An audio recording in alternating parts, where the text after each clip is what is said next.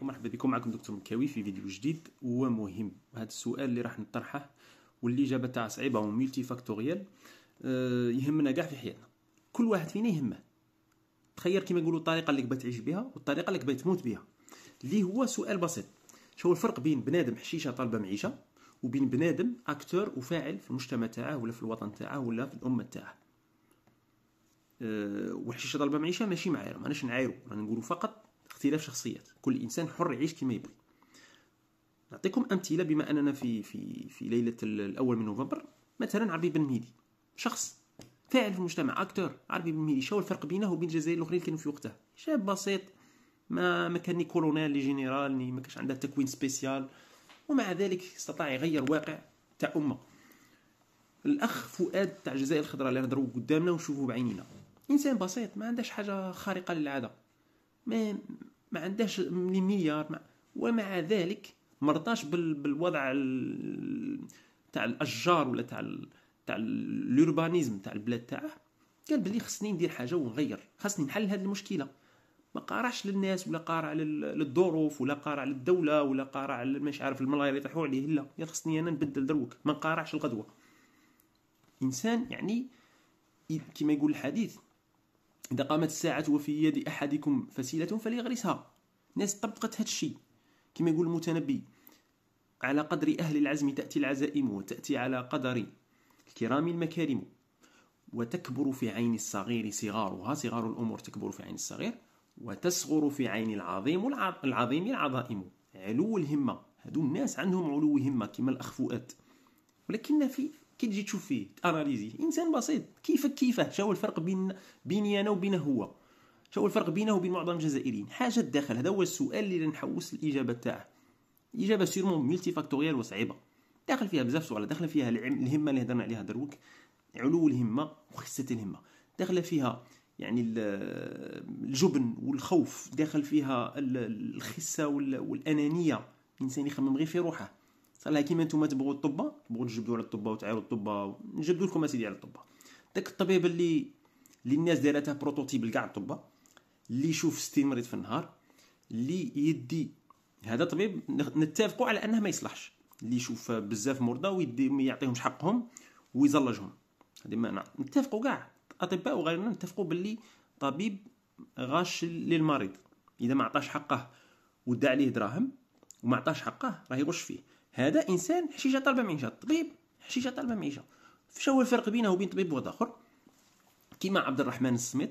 تقولوا لي عندها لي مليار، عبد الرحمن والناس الاخرى اللي عندها لي مليار، على ما دخلتش الملايين من الافارقه للاسلام، على ما بناتش الاف الابار الارتوازيه والجامعات والمدارس و شاو باش ما نقزوش بزاف. شنو الفرق بين هذاك الطبيب والطبيب اللي يحوس ما يقنعش بالمرضى تاعه، يسلكش غير المرضى تاعه، وانما يكون سبب في انه يسلك بزاف مرضى، الالاف ولا الملايين تاع المرضى.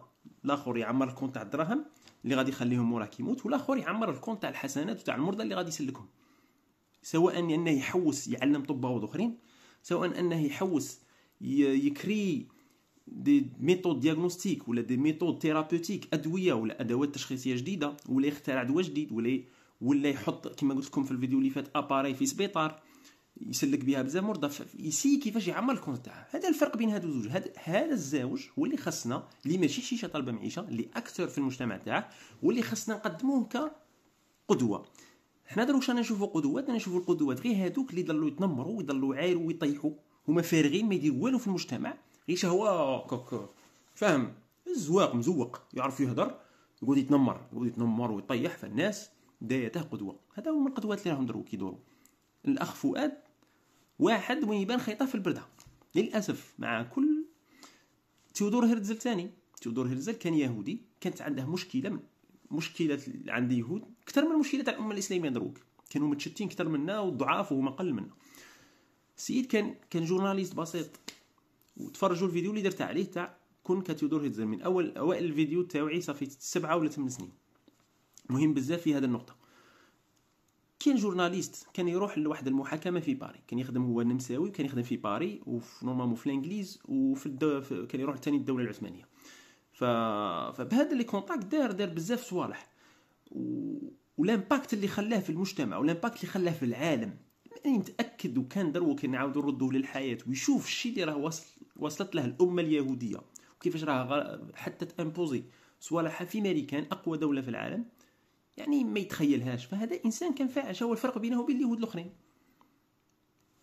راكم تشوفوا هذه هي الحاجه اللي خصنا حنا نديروها في حياتنا باش نعرفوا كيفاش نسيليكسيونوا القدوات تاعنا، نعرفوا كيفاش نكونوا حنا في حياتنا. اسكو راك ترضى نتايا تموت موتة عاديه، حشيشه تاع حشيشه طالبه معيشه، ولا تموت ومخلي موراك ارث، مخلي موراك امباكت تقابل به النبي صلى الله عليه وسلم، ولا تقابل به عربي بن مهيدي، ولا تقابل به هاد الناس اللي تبغيهم. راك فاهميني ولا مش فاهميني؟ وحرزوا روحكم، خصنا نحرزوا رواحنا من واحد لانستيزي دور بزاف. هذيك لانستيزي تاع الانتساب للزعامه، تاع ديك تكون مريح في قهوه وتهضر على زعيم الزعامه تاع فلسطين ولا تاع مش عارف واش، تهضر عليه وهو فرحان ودابز على جاله ومنا ومن ليه، وانت في الصح انت ما دير والو، انت كسول، انت اناني، انت غشاش في الخدمه تاعك، انت تدير رشوه، انت مخبز لها والديها، انت البونتو تاع الدخان كي تكمي تقيسها في الزنقه، تقيسها في بلادك، ما تبقاش ترفده تحطها في لابوبال، ومن بعد تجي دير ديك لانستيزي تبرد بها روحك باش تحس بلي انت حاجه كبيره. هذه انستيزي بالك شويه، كاين انستيزي اكثر منها تاع البارسا والريال، وباللي تحس باللي هذاك الشاب مسكين تحسه باللي هو فيونتيرو بيريز هو اللي بنى هذاك ليكيب، هو يسيبورتي الريال تحسه هو اللي صنع الريال ولا صنع البارسا ولا الى غير ذلك. فالله يجيب الخير، والله الله يجيب الخير. انا غادي المشاكل اللي راح تواجهنا من القدام، مشاكل تاع القدوات، مشاكل تاع بزاف صوالح، وهادو اللي طيحوا كيما ما جبدوا السماوات، اللي طيحوا ولاو دروك يطيحوا لنا القدوات تاعنا ويطيحوا لهم ويبخسوا بهم ويتنمروا عليهم، والشباب بزاف رايح معاهم. فالله يحفظ ويستر من الحشيشه ضربه معيشه. كي تولي النسبه معتبره تاع هادو لي زاكتور في المجتمع، النخبه تاع المجتمع، يولوا هما يسوقوا المجتمع. كي تكون النسبه تاعهم معتبره نحلوا بزاف مشاكل وما يصراش الخوتنا في فلسطين واش صار لهم دروك في غزه. هذه هي، والله اعلم.